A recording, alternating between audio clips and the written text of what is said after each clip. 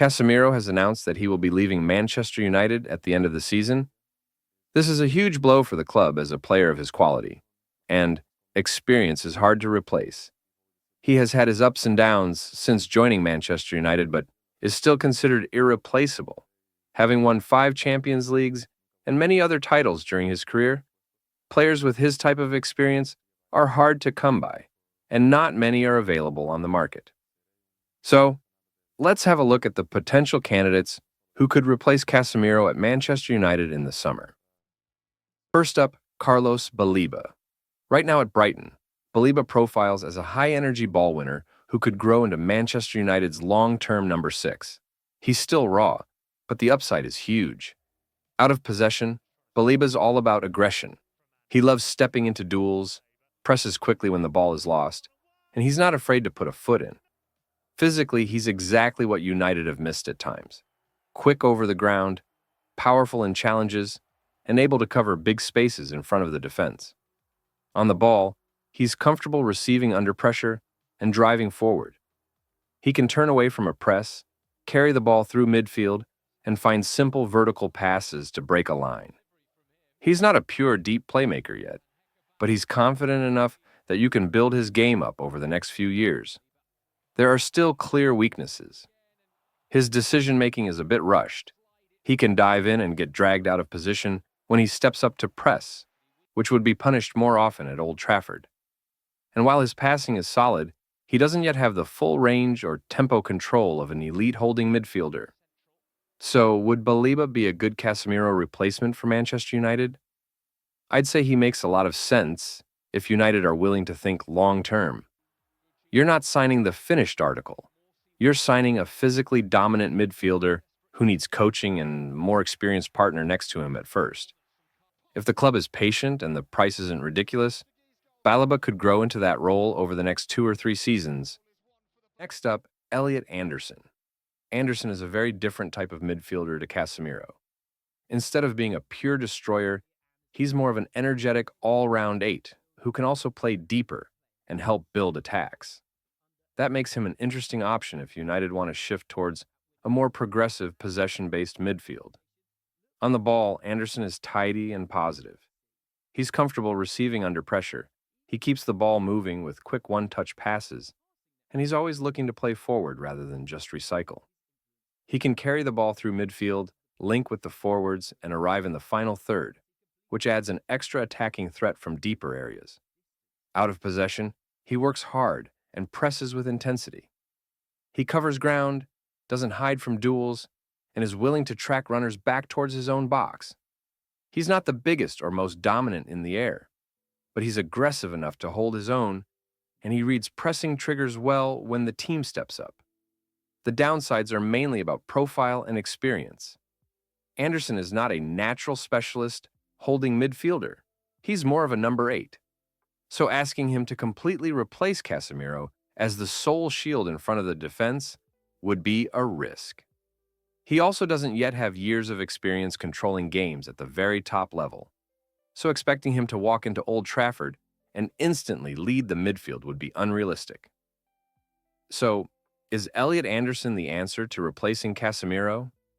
He makes sense if United want to move away from a pure destroyer and towards a more technical, energetic midfield trio, where the defensive responsibility is shared. As a complementary piece, next to a more defensive partner, Anderson could add dynamism and creativity. As a one-for-one Casemiro replacement on his own, he's probably not the perfect fit. But in the right structure, he could be a very smart addition. Now let's talk about Adam Wharton. Wharton is probably the closest thing on this list to a classic deep-lying controller. He's not just a destroyer. He's a midfielder who wants the ball all the time, sets the tempo, and links defense to attack with real composure. For a 21-year-old, the way he runs games from deep is seriously impressive. On the ball, Wharton is all about vision and calmness. He's constantly scanning.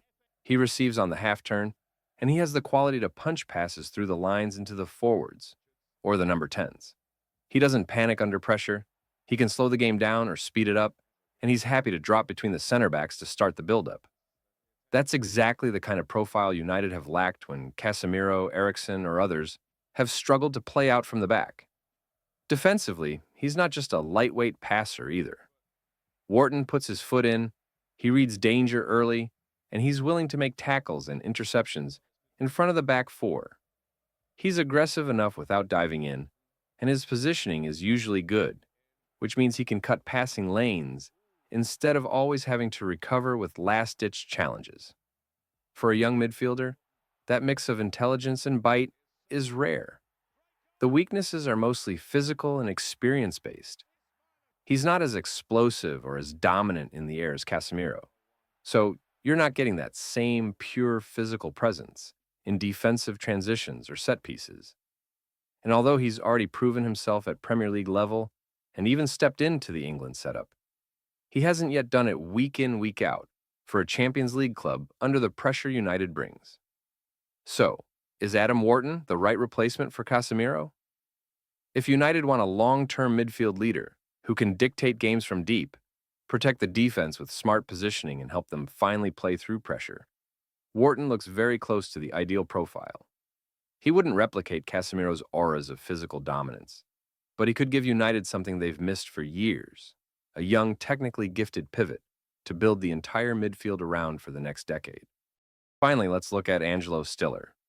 Stiller is a technically gifted deep midfielder who plays as the anchor for Stuttgart and has broken into the German national team, which tells you straight away how highly he's rated. He's less of a pure destroyer and more of a ball-playing organizer, the kind of player who keeps a topside ticking from the base of midfield. On the ball, Stiller's all about control and intelligence. He constantly shows for possession, drops between the center backs, and dictates the tempo with short combinations and sharp switches of play. His passing range is excellent. He can punch vertical balls through the lines, clip diagonals out to the wingers, and find runners in behind with early, accurate deliveries. Under pressure, he stays calm, using his first touch and body shape to open up angles rather than panicking and going long. Defensively, he's quietly effective. Stiller reads the game well, positions himself to block passing lanes, and steps in to intercept before attacks fully develop. He's not the most explosive athlete in the world, but he uses his brain more than his legs, steering opponents into traffic and relying on timing rather than wild sliding tackles. That kind of intelligence is exactly what you want from the pivot in a possession-based side. There are some question marks, though. Physically, he doesn't offer the same raw power or aerial dominance that Casemiro brings, so in games that turn chaotic, you might miss that extra bite and ability to win second balls.